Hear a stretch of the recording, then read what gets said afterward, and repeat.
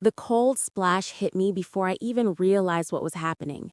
Water swirling down the school toilet, already wetting my hair and dripping cold down my neck. My arms slammed against the linoleum floor as Marissa's heels clacked nearer, closing in like vultures circling a prey. The sharp scent of expensive perfume burned my nostrils, mixing with the stink of bleach and sewage. "Say goodbye to your little crush, loser," Marissa hissed, yanking my head harder and forcing my face deeper into the cold, grimy water. Panic gasps and muffled whispers came from just outside the bathroom door, but no one moved. No one helped.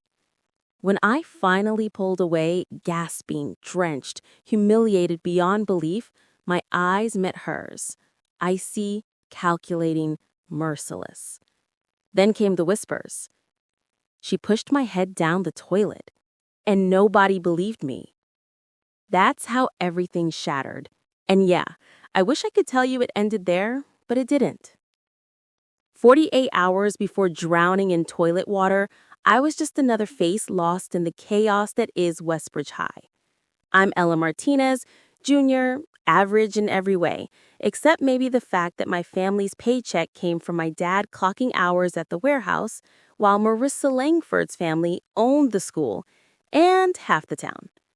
Westbridge High was this perfect suburban prison, with its manicured lawns outside and gossip-hungry cliques inside. You could almost hear the cash flowing like a river through the halls. Shiny lockers, designer backpacks, and the faint sense of privilege that clung to Marissa wherever she went. I wasn't anyone important, just your typical math helper trying to keep my nose down, stay invisible. But then Jaden Kim wandered into my life.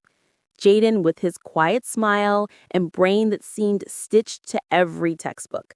He didn't exactly fit Marissa's perfect puzzle, but she thought she owned him anyway.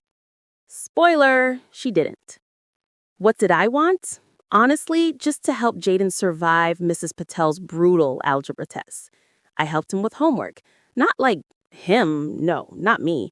I wasn't interested in Marissa's project or her obsession. What did I fear? The subtle poison of Westbridge's social games. The kind where you got stabbed in the back while everyone smiled. Marissa, publicly, she was the queen bee. Sharp-tongued, flawless, with that clipped, polished voice that shut down any interruption. But behind the scenes, toxic, obsessive. A girl hiding a huge, messy insecurity that she cloaked with cruelty. She had her empire, and she was terrified I'd topple it, even though I barely disturbed the foundation. It started small, a flicker of a jealous glance when Jaden chose to hang out with me at lunch, not Marissa. A subtle smile that didn't reach her eyes while whispering something to her minions. Then the morning after I helped Jaden with the tricky algebra problem, his answers leaked to the group chat. Suddenly, everyone thought we were together. Screenshots, rumors. Ella and Jaden are legit dating. I texted Jaden.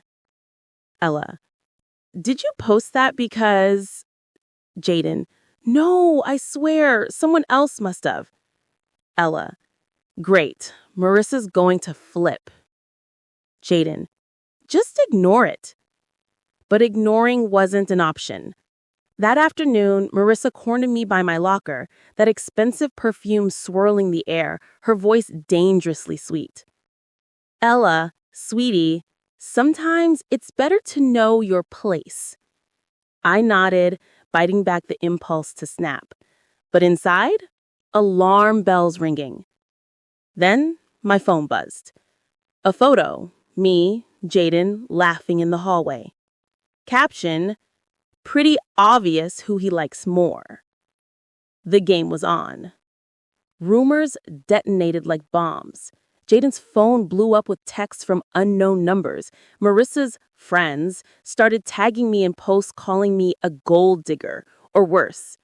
I tried to fight back, told Mrs. Martinez, my mom, went to Principal Rogers, who looked at me like I was a problem needing to be swept under the expensive Westbridge carpet. After all, Marissa's family was the biggest donor.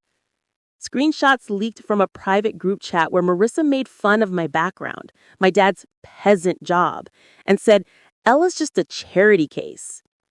Most humiliating, the public Instagram story where someone posted a video of me looking stunned and whispered, "Look who thinks she belongs here."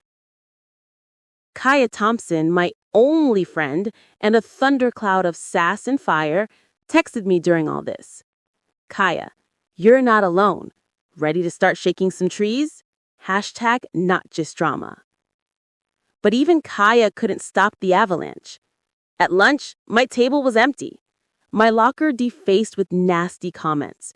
And worst, Jaden awkwardly started avoiding me. The bomb dropped when in the middle of a math class, my phone buzzed. A message from an anonymous number. "You think you're so clever helping Jaden. Marissa paid someone to hack his phone. He's been forced to post those pics." I stared at the screen. Wait. Jaden's "not me" defense suddenly made sense. He wasn't oblivious, he was trapped. Marissa was controlling more than just rumors. She'd hacked, manipulated, weaponized his phone to ruin me. I showed Kaya. Her eyes went wide.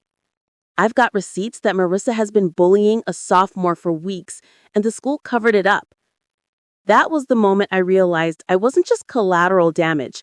I was a target. I broke down in Mrs. Martinez's arms that night. Why did reporting her get me suspended instead of her? The question shattered me. The suspension letter hit the next morning, due to repeated conflict and violation of school conduct. My dad lost his job soon after, over performance issues, they said, but everyone knew. At school, I was isolated. Kaya stood by me, but even she couldn't dodge the whispers. Ella caused it all. She's so fake. I wanted to scream. "I just tried to help him," I whispered to myself as I scrolled the cruel comments. That's when Marissa's next move hit, the bathroom incident. Late afternoon, after everyone left class, she trapped me in the girls' bathroom. "I'm not letting this go," she said, voice low and venomous. Then my head plunged into the freezing toilet water. I panicked, struggled, but no one believed me when I told them, because in Westbridge, the richest girl was always right. The next morning, it blew up. Word spread faster than fire. Ella head shoved in toilet. I gathered the courage to confront Marissa in the hallway, voice shaking but loud. "You think you own everything? My life, my future? Why? Because your family pays for this school? It's not fair." Laughing, she smirked. "Fair? This is Westbridge High, honey.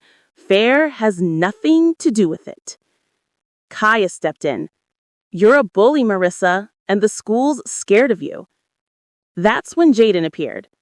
Looking torn but resolute, he said, "Ella's telling the truth. I never wanted any of this. She was only helping me, and you ruined everything." Marissa's face flamed. The hallway got deadly quiet, students staring, the power dynamics finally cracked. Principal Rogers appeared, icy. "That's enough. This will be investigated." But we all knew how investigations went in Westbridge. Weeks later, it was official. The school acknowledged Marissa's harassment to some degree. Ella's suspension was overturned, but the damage lingered. My family's name was dragged through the mud. Dad found a new job far away in a town that didn't know us. Westbridge High felt smaller and colder, like a place I needed to escape. Jaden stopped being afraid. Kaya and I planned to move on to find a school where bullies weren't kings. Marissa, well, she lost some social power but gained a reputation for having broken the perfect girl image. There was no full victory, just survival. Packing up the last box before we left Westbridge, I whispered to myself, when the richest girl controls your entire school, what's a normal kid supposed to do? But maybe that's the point. Normal kids don't stay silent. They fight back, even when the cost is everything. Because sometimes surviving Westbridge means breaking the silence. Hashtag silent suffering ends where resilience begins.